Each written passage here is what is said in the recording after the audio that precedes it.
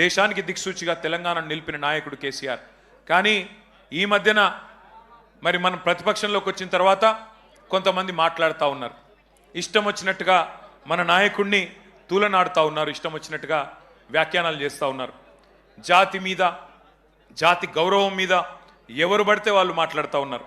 నేను వారికి అందరికీ ఒకటే చెప్తా ఉన్నా, తెలంగాణ మట్టితో మమేకమైన వాడికి, తెలంగాణ మట్టితో మమేకమైన వాడికి, ఉద్యమాల ఉగ్గుపాలు తాగిన వాడికి, ఆత్మగౌరవ పోరాటంలో కలిసి అడుగు నడిచిన వాళ్ళకి మాత్రమే జాతి అంటే ఏంటో తెలుస్తుంది, జాతి గౌరవం అంటే ఏంటో తెలుస్తుంది.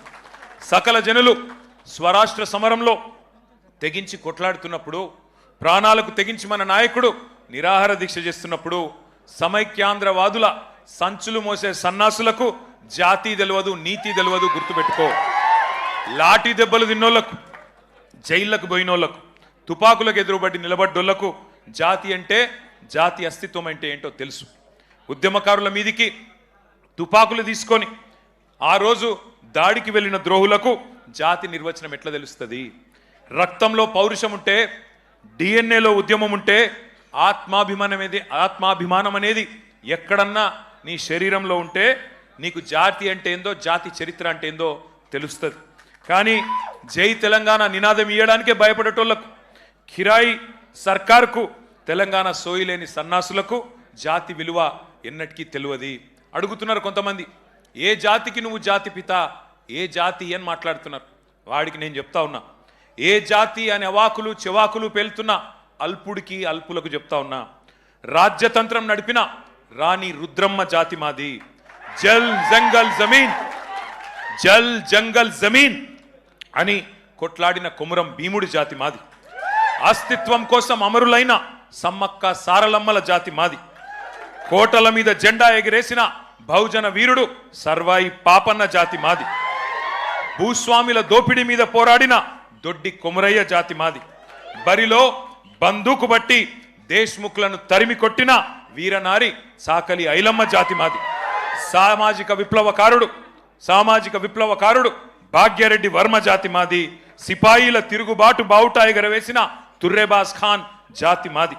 ప్రాంతం వాడు మోసం చేస్తే ప్రాంతంలోనే ఉప్పు పాతర వేస్తామన్న కాలోజీ జాతి మాది. నా తెలంగాణ కోటి రతనాల వీణ అని మాట్లాడిన అని చెప్పిన దాశరథి జాతి మాది. 1952లో గైర్ ముల్కీ గో బ్యాక్ అని నెత్తుటి త్యాగాలు చేసిన విద్యార్థి అమరవీరుల జాతి మాది. 69లో కర్కశ కాంగ్రెస్కు వ్యతిరేకంగా పోరాటం చేసి 300 మంది 69 మంది అసువులు బాసిన యువ కిషోరాల జాతి మాది. మలిదశ ఉద్యమంలో ఢిల్లీ మెడలు వంచిన తెలంగాణ జాతి మాది. అనువనువున ఆత్మగౌరవం తొనికిసలాడే జాతి మాది. నీతి ఉన్న రీతి ఉన్న తెలంగాణ జాతి మాది. నీకేం తెలుస్తుంది అని చెప్పి వాడిని అంటా ఉన్నా. ఒకటి మాత్రం పక్క, ఢిల్లీకి సలాం కొట్టి బతికే సామంతులం మేం కాదు. నిటారుగా నిలబడ్డ వెన్నుముక ఉన్న తెలంగాణ భూమి పుత్రులం ఆ జాతి మాది. సామంతుల జాతి కాదు, స్వతంత్రుల జాతి మాది. బానిసకొక జాతి కాదు, గిరిగీసి కొట్లాడే తెగో ఉన్న కేసీఆర్ జాతి మాది. ఢిల్లీకి ఇస్తే ఎగిరే కీలుబొమ్మల జాతి కాదు మాది. అధిష్టానం ఆడిస్తే ఆడే తోలుబొమ్మల జాతి కాదు మాది. తెగువ ఉన్న పౌరుషం ఉన్న భూమి పుత్రుల జాతి మాది.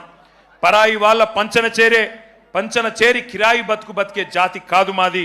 సోయి ఉన్న సొంత శక్తి ఉన్న జాతి మాది. ఏ జాతి నీది, ఏ జాతికి జాతి పిత అని అడిగిన సన్నాసికి ఇవన్నీ చెప్తా ఉన్నా. అయినా ఒకటి మాత్రం పక్క, రెండే జాతులున్నాయి తెలంగాణలో. ఒకటి తెలంగాణ వాదుల జాతి, రెండవది తెలంగాణ ద్రోహుల జాతి. మాది ఫైటర్ల జాతి, మీది ట్రైటర్ల జాతి. మాది కేసీఆర్ లాంటి ఫైటర్ల జాతి, నీది మరి ట్రైటర్ల జాతి. గుర్తుపెట్టుకో. ఒకటి మాత్రం పక్క, కేసీఆర్ అన్నాడు చెప్పుకోలేదు నేను జాతి పితనని. ప్రజలు పిలుచుకున్నారు. ఎవరైతే స్వాతంత్రం తెచ్చిండో తమ జాతికి ఆయనను జాతిపితగా ప్రజలు పిలుచుకుంటున్నారు. పెద్ద మనిషి, మా తెలంగాణకు బాపు లాంటి పెద్ద మనిషి కాబట్టే ఇవాళ నేను గర్వంగా చెప్తున్నా ఒక కొడుకుగా. సర్వసాధారణంగా ఏ తండ్రి అయినా ఆ కొడుకుకి ఆ పిల్లలకి హీరో ఉంటాడు. కానీ నా తండ్రి ఇలా తెలంగాణకు హీరో, అది తెలంగాణకు జాతికి మొత్తానికి హీరో. ఇది వాస్తవం. కొంతమంది మాట్లాడుతున్నారు ఆనవాళ్ళు చెరిపేస్తామని.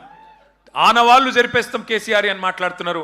కేసీఆర్ గారి జన్మదిన సందర్భంగా నేను చెప్తా ఉన్నా, తెలంగాణనే కేసీఆర్ ఆనవాళ్ళు కదా, తెలంగాణనే కేసీఆర్ ఆనవాళ్ళు కదా, తెలంగాణ రాష్ట్రమే కేసీఆర్ ఆనవాళ్ళు కదా, దాన్ని ఎట్లా జరిపేస్తావురా సన్నాసి?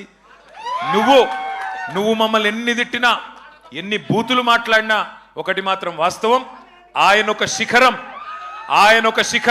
నువ్వు ఒక శునకం. ఆయన ఒక శిఖరం, నువ్వు ఒక శునకం.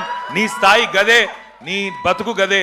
అందుకే నీకంటే ఇవాళ తెలంగాణలోని పుట్టిన ప్రతి బిడ్డకు తెలుసు, తెలంగాణలో ఇవాళ మరి ఆత్మగౌరవంతో తమ యాసలో తమ భాషతో బ్రహ్మాండంగా తమ వనరులు సద్వినియోగం చేసుకుంటూ ముందుకు పోయే ఒక అవకాశాన్ని, స్వేచ్ఛ వాయువులు పీల్చుకునే అవకాశాన్ని ఇచ్చిన మహానాయకుడి జన్మదినం సందర్భంగా మరి ఈరోజు బ్రహ్మాండంగా రాష్ట్ర వ్యాప్తంగా సంబురాలు చేస్తున్న మా తమ్ముళ్లకు, మా చెల్లెళ్లకు, మా అక్కలకు, మా అన్నలకు అందరికీ వినయపూర్వకంగా ధన్యవాదాలు తెలియజేస్తూ మరి సత్యవతి రాథోడ్ గారు, గౌరవ శాసనసభ్యులు శ్రీ అనిల్ జాదవ్ గారు, గౌరవనీయులైన మా సోదరులు బుక్యా జాన్సన్ రాథోడ్ గారు, అట్లాగే వాల్యా నాయక్ గారు, రామచంద్ర నాయక్ గారు, రాంబల్ గారు, ఇంకా గాంధీ నాయక్ గారు, మా రాజు గారు, మా శ్రీనివాస్ గౌడ్ గారు అందరం కూడా కలిసి ఘనంగా ఇక్కడ భోగ్ బండార్, అదేవిధంగా మన సేవలాల్ మహారాజ్ యొక్క 287వ జయంతి ఉత్సవాలను ఇక్కడ జరుపుకోవడం చాలా సంతోషం. మీ అందరికీ తెలుసు, ఈ రాష్ట్రంలో మా తాండాలో మా రాజ్యం ఉండాలి అనే నినాదానికి, గిరిజనుల ఆత్మగౌరవానికి మరి అల్టిమేట్గా న్యాయం చేసిన నాయకుడు పెద్దలు శ్రీ కేసీఆర్ గారు. ఇది గిరిజన గూడాలు కావచ్చు, కోయగూడాలు కావచ్చు, లంబాడ తాండాలు కావచ్చు, 3146 కొత్త గ్రామ పంచాయతీలను ఏర్పాటు చేసి ఇవాళ 3146 మంది మా గిరిజన బిడ్డలు సర్పంచులుగా, వార్డు సభ్యులుగా మరి 30,000 మంది వార్డు సభ్యులు అయినారు అంటే దానికి కారణం గౌరవ పెద్దలు మరి మన నాయకులు కేసీఆర్ గారు. అట్లాగే కేవలం తాండాలు మాత్రమే కాదు, ఒకే ఒక్క రోజు 4.5 లక్షల ఎకరాల పోడు పట్టాలిచ్చి గిరిజనులను వారి ఆత్మగౌరవాన్ని నిలబెట్టింది కూడా కేసీఆర్ గారు. జల్ జంగల్ జమీన్ అనే నినాదంతో ఆనాడు ఏ పోరాటం అయితే కొమరం భీం గారి నాయకత్వంలో జరిగిందో, ఆదివాసీల కోసం, గిరిజనుల కోసం మరి పోరాటం జరిగిందో, అదే పద్ధతుల్లో మరి అటు నీళ్లలో న్యాయం చేస్తూ, ఇటు పోడు భూముల పట్టాలిస్తూ, మరొక వైపు హరిత వనాలు పెంచుతూ, అట్లాగే వారి ఆత్మగౌరవాన్ని పెంచే విధంగా మరి బ్రహ్మాండంగా కేసీఆర్ గారి నాయకత్వంలో న్యాయం చేసుకున్నాం. అట్లాగే విద్యా ఉపాధి అవకాశాల్లో మెరుగైన అవకాశాలు గిరిజన బిడ్డలకు రావాలన్న ఉద్దేశంతో ఆశ్రమ పాఠశాలలు పెట్టి మా సత్యవతి రాథోడ్ గారి నాయకత్వంలో ఆనాడు పెద్ద ఎత్తున మా గిరిజన బిడ్డల కోసం మరి వందలాది గురుకుల పాఠశాలలు, జూనియర్ కాలేజీలు, డిగ్రీ కాలేజీలు కూడా పెట్టిన ఘనత బీఆర్ఎస్ ప్రభుత్వాన్ని, పెద్దలు కేసీఆర్ గారు. అట్లాగే కేసీఆర్ గారు మొదటి నుంచి చెప్తా వచ్చింది, తెలంగాణ రాష్ట్రం ఏర్పడితే గిరిజనులకు మరి ఉపాధి అవకాశాల్లో, విద్యలో రిజర్వేషన్లు పెరుగుతాయని ఏదైతే చెప్పారో చెప్పినట్టుగానే 6% నుంచి 10% రిజర్వేషన్లు పెంచి మరి చదువుకున్న గిరిజన బిడ్డలకి గొప్పగా అవకాశాలు ఇచ్చి వారి రిజర్వేషన్ల శాతం పెంచిన ఘనత కూడా కేసీఆర్ గారికి దక్కుతుంది. దాంతోపాటు మరి ఎవరైతే వ్యాపారవేత్తలుగా రాణించాలనుకుంటారో గిరిజన బిడ్డలు, వారి కోసం ఆనాడు కేసీఆర్ గారి నాయకత్వంలో CMST ఆంటర్ప్రినర్షిప్ ప్రోగ్రామ్ అని చెప్పి పెట్టి 200 మంది గిరిజన బిడ్డలకు మరి లక్షలాది రూపాయలు ప్రభుత్వ సబ్సిడీ ఇచ్చి వారికి ఇంట్రెస్ట్ లేకుండా మరి బ్యాంకు రుణాలు ఇప్పించి వారిని ఒక పారిశ్రామికవేత్తలుగా, ఔత్సాహిక బిజినెస్ మెన్గా కూడా తీర్చిదిద్దింది కేసీఆర్ గారి నాయకత్వం. కాబట్టి అన్ని రంగాలలో ఎన్ని రకాలుగా మరి న్యాయం చేయగలమో అన్ని రకాలుగా న్యాయం చేసే ప్రయత్నం చేసినాం. మా సోదరులు గుర్తు చేస్తున్నారు, ఓవర్సీస్ స్కాలర్షిప్లు కూడా ఇచ్చామని. అవి మాత్రమే కాదు, ఇంకా సేవాలాల్ బంజారా భవన్ ఇక్కడే బంజారా హిల్స్ నడిబొడ్డున కట్టిస్తాము అని మాటిచ్చారు.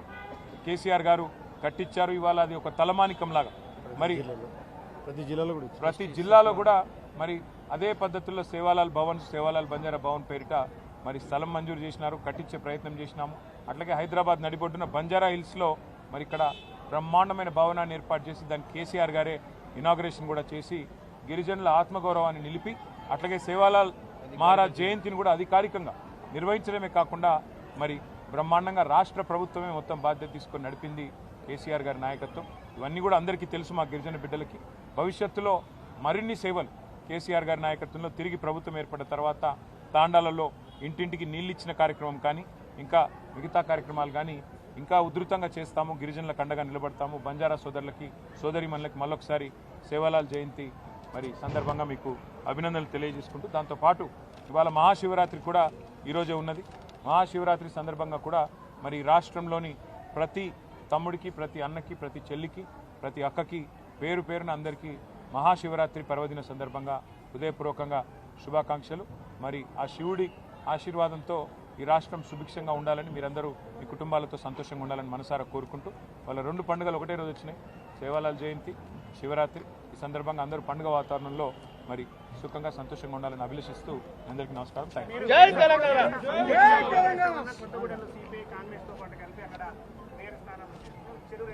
ఉండొచ్చు, దానికేముంది, వాళ్ళు ఆల్రెడీ అలయన్స్లో ఉన్నారు కదా. కాకపోతే వాళ్ళు ఆల్రెడీ సిపిఐ అనేది అలయన్స్లో ఉంది, ఇబ్బంది ఏమీ లేదు. మేము సింగరేణిలో ఉండే కార్మికుల ప్రయోజనాల దృష్ట్యా సింగరేణిలో జరుగుతున్న దోపిడీని నిరోధించడానికి అని నేను క్లియర్గా చెప్పాను. అక్కడ బీజేపీ, కాంగ్రెస్ ఇద్దరు కూడా ఇవాళ సింగరేణి దోపిడీలో భాగస్వాములై మరి వారు సింగరేణిని దోచుకుంటున్నారని చెప్పినా ఇవాళ ఏఐటీసీ లాంటి సంఘం మరి సిపిఐకి అటాచ్డ్ ఉన్నా మరి వారు ఏ కారణం చేతనో ఈ ఒత్తుకొప్పుకున్నట్టున్నారు. మరి వారి మీద ఏ మొత్తులు పనిచేసే నాకు తెలియదు కానీ బట్ ఒకటి మాత్రం పక్క, ఎవరు కలిసి వచ్చినా కలిసి రాకపోయినా సింగరేణి సంస్థ ప్రయోజనాల కోసం, సింగరేణి కార్మికుల కోసం గతంలో ఎట్లా కొట్లాడామో, గతంలో వారితో ఎట్లా ఉన్నామో భవిష్యత్తులో కూడా అట్లాగే ఉంటుంది. నాకున్న అవగాహన మేరకి ఇవాళ దాదాపు 34 చోట్ల హంగు ఉంది. సరే, అక్కడ చాలా అరాచకాలు చేస్తూ ఉన్నారు కాంగ్రెస్ వాళ్ళు. మా కార్పొరేటర్లు, కౌన్సిలర్లను ఎత్తుకొని పోవడం, ప్రలోభ పెట్టడం, పోలీసులను ఇంటింటికి పంపడం, గూండాలను పంపడం, రకరకాల కార్యక్రమాలు చేస్తున్నారు. మాకు ఇంకోటి ఇప్పుడు ఎక్స్ అఫిషియో ఓటు విషయంలో కూడా స్పష్టత రాలేదు. మరి చూద్దాం, మాకు కూడా ఇంకా వస్తున్న ట్రెండ్స్ అవి చూస్తూ ఉంటే ఇంకా కొన్ని మున్సిపాలిటీలు మా ఖాతాలో పడతాయి. ఇప్పటికే 17 క్లియర్గా ఉన్నాయి, ఇంకా దాదాపు ఒక 10-12 రావచ్చు అనేది మా అంచనా. చూడాలి రేపు ఏమవుతుంది. ఎందుకంటే అధికార పార్టీ అరాచకాలు, అధికార పార్టీ ప్రలోభాలు, అధికార పార్టీ యొక్క ఒత్తిళ్లు ఇవన్నీ తట్టుకొని మరి మా కౌన్సిలర్లు, మా కార్పొరేటర్లు పాపం వీరోచితంగా